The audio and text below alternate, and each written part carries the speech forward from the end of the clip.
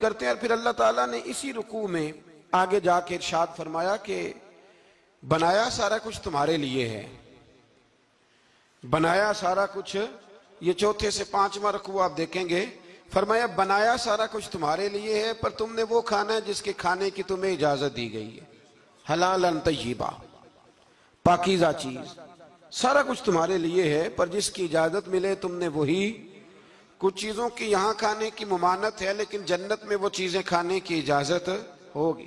تو فرمایا تم حلال اور طیب چیز کھاؤ. شیطان تو تمہیں بے حیائی کا اور برائی کا حکم دیتا ہے، لیکن تم اس طرف آؤ جس چیز کا تمہارا رب تمہیں حکم ارشاد فرماتا ہے. پھر اللہ تبارک و تعالی نے اسی پارے کے اندر، انہی آیات مقدسہ کے اندر، چوتھے سے پانچویں رکوع میں 4 ان چیزوں کا بیان فرمایا جو قطعی طور پر حرام ہے.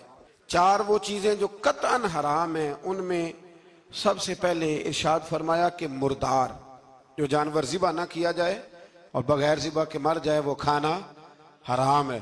پھر ارشاد فرمایا بہتا ہوا خون، یہ بھی حرام ہے. اب آپ کہیں گے وہ تو خون لگتا ہے روز لوگوں کو، وہ تو لگتا ہے، بوتلوں کی بوتلیں نوجوان خون دیتے ہیں. تو اس میں ہمارے بزرگوں نے مسئلہ یہ بیان فرمایا کہ ضرورت کے لیے دینا جائز ہے. مجبوری ہو تو پھر خون دینا، جس طرح انسان مر رہا ہو تو اس کے لیے مردار کھانا بھی جائز ہے. تو کوئی بیمار، اتنا بیمار کہ اب ڈاکٹر کہے کہ سوائے خون کے کوئی اور چارہ نہیں ہے، تو وہ دینا جائز ہے. بالکل، جو دے گا اللہ اسے اجر بھی عطا فرمائے گا. تو اسی طرح تیسرے نمبر پر سور کا گوشت،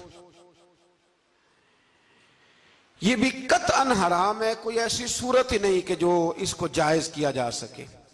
اور پھر اللہ تبارک و تعالیٰ نے اسی آیت میں اس کا بھی ذکر فرمایا جس پر لوگ عقیدے کے لحاظ سے بڑا دھوکہ دیتے ہیں. فرمایا وما اہل بہ لغیر اللہ، اور وہ جس پر وقت ذبح غیر اللہ کا نام لیا جائے. جس پر وقت ذبح، جس پر غیر اللہ کا نام لیا جائے، وہ جانور بھی حلال ہے. اس آیہ مبارکہ کو سامنے رکھ کے نا بڑا الجھاؤ پیدا کیا جاتا ہے. جس پر غیر کا نام آ گیا وہ حرام ہو گیا. لہذا کسی نے کہہ دیا کہ یہ بکرا غوث اعظم کے نام کا رکھا ہے تو یہ حرام ہے، اور کسی نے کہا کہ یہ میں نے 11ویں شریف کے لیے دمبا رکھا ہے، قربانی حضور غوث اعظم کے سال ثواب کے لیے دوں گا تو یہ درست نہیں. تو بھئی یاد رکھو، وقت ذبح، یہاں تمام مفسرین نے یہی لکھا ہے کہ وقت ذبح کسی اور کا نام لیا تو پھر وہ حرام. دیکھیں نا، کسی بندے نے اگر کہہ دیا کہ یہ دمبا زید کا ہے، 4-5 دمبے بکرے گھوم رہے تھے، کسی نے کہہ دیا زید کا ہے، یہ بکر کا ہے، یہ عمر کا ہے، یہ سعد کا ہے. اب کیا یہ لفظ کہنے سے وہ حرام ہو جائے گا؟ روز کہتے ہو کہ نہیں کہتے؟ تو عجیب فلسفہ ہے نا لوگوں کا.